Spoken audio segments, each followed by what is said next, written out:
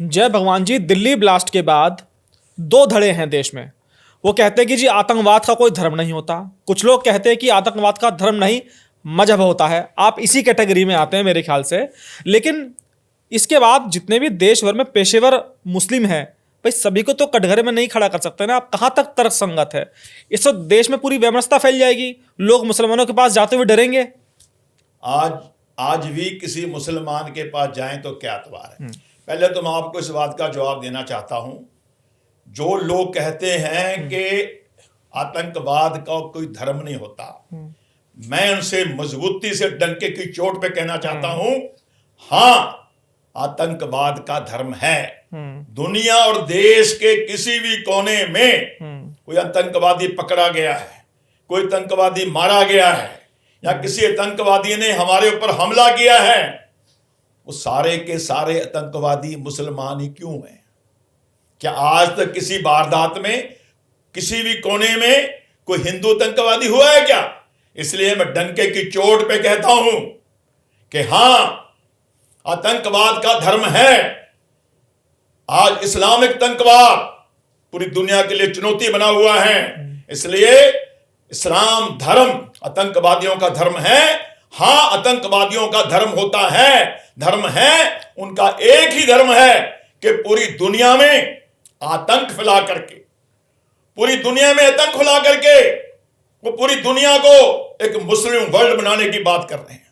वहीं दूसरी ओर हम सनातनी हिंदू पूरी दुनिया को अपना परिवार मानते हैं। हम वसुधैव कुटुंबकम की बात करते हैं।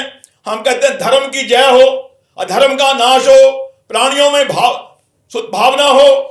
हम तो श्रद्धा भाव की बात करते हैं, हम सबको साथ में लेकर चलने की बात करते हैं। हम किसी को मरने मारने की बात नहीं करते।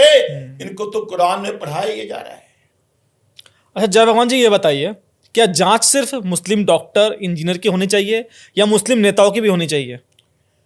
ये मुस्लिम नेता इन सबके पोषक हैं। ये कहीं ना कहीं दाएं से बाएं से आगे से पीछे से आकर के इनको सपोर्ट करते हैं। जैसे उमर अब्दुल्ला बोल रहा है, इमरान बोल रहा है, कांग्रेस का सांसद मुफ्ती महबूबा बोल रही है कि पाकिस्तान से बात करनी चाहिए। वो पाकिस्तान जो आए दिन आतंकवादी भेज करके मेरे देश को एक तरफ हमका तोड़ना चाहता है, वो पाकिस्तान पुलवामा करवाया जिसने, और पाकिस्तान जो लगातार जम्मू कश्मीर में हमारी शांति भाईचारे को भंग करने का षड्यंत्र रच रहा है। और ये जब धारा 370 को हटाने की बात आई थी, महबूबा मुफ्ती उमर अब्दुल्ला फारूक अब्दुल्ला खुलेआम चुनौती दे रहे थे भारत सरकार को, भारत के हिंदुओं को।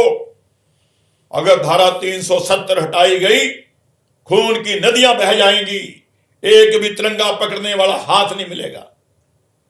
15 अगस्त को या उससे पहले 15 अगस्त को तिरंगा यात्रा लाल चौक से निकली, लाखों लोगों ने हाथ में तिरंगा लिया।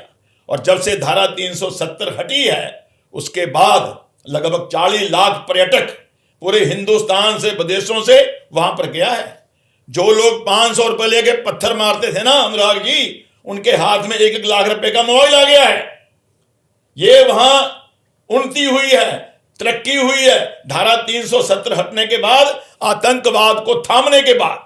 मगर ये पाकिस्तान या जो ये उनके सबके मिली वक्त के नेता हैं, उनको ये रास नहीं आ रहा, क्योंकि आतंकवाद की फैक्ट्री तो धीरे धीरे बंद हो जाएगी। आतंकवाद की फैक्ट्री चलनी चाहिए। भारत आज, मेरा भारत, मेरा सनातन पूरी दुनिया में धीरे धीरे आगे बढ़ रहा है। अभी हमारा कुंभ हुआ, 66 करोड़ लोगों ने आकर के कुंभ में डुबकियां लगाई हैं। देश विदेशों से लोग भी आए हैं। पूरी दुनिया चंबत थी कि इतनी बड़ी संख्या में लोग आ गए और शांति भाईचारे प्रेम से अपने अपने गोता लगा के चलते रहे। तो दुनिया में सनातन ने अपनी बात बताई है। ये सनातन है, और सनातन धर्म ही ऐसा धर्म है जो धर्म है। भगवान ने जो सृष्टि रचाई थी, सनातन था। आज अगर मैं कहूं कि जो भी व्यक्ति संसार में आता है वो सनातनी तो आता है।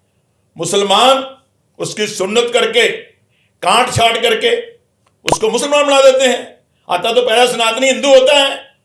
और ऐसे ही जो हमारा सिख परिवार है, तो सिख धर्म को मानते हैं, वो लोग दाढ़ी बड़ी करते हैं, केस बड़े कर सिख बन जाते हैं। मगर मैं कहना चाहता हूं, भगवान ने सृष्टि को बनाते दफा सबसे पहले सनातन धर्म ही था। 1400 साल पहले मुगल आए, 2000 साल पहले वो आया, अपना ईसाइयत आई। मगर दुनिया में आज पूरी दुनिया इस बात को मान रही है। आज पूरी दुनिया में शांति है। अभी तक तो इजराइल का हमास का युद्ध हो रहा था, रोज मर रहे थे लोग। इजराइल का और उसका यूक्रेन का चल ही रहा है, हर जगह युद्ध हो रहा है। मगर भारत शांति से, प्रेम से धीरे धीरे धीरे आर्थिक रूप में दुनिया की तीसरी शक्ति बनने जा रहा है। वो दिन भी दूर नहीं जब हम दुनिया की पहली आर्थिक शक्ति बन जाएं, क्योंकि हम लोग प्रेम का भाव लेके आगे बढ़ रहे हैं।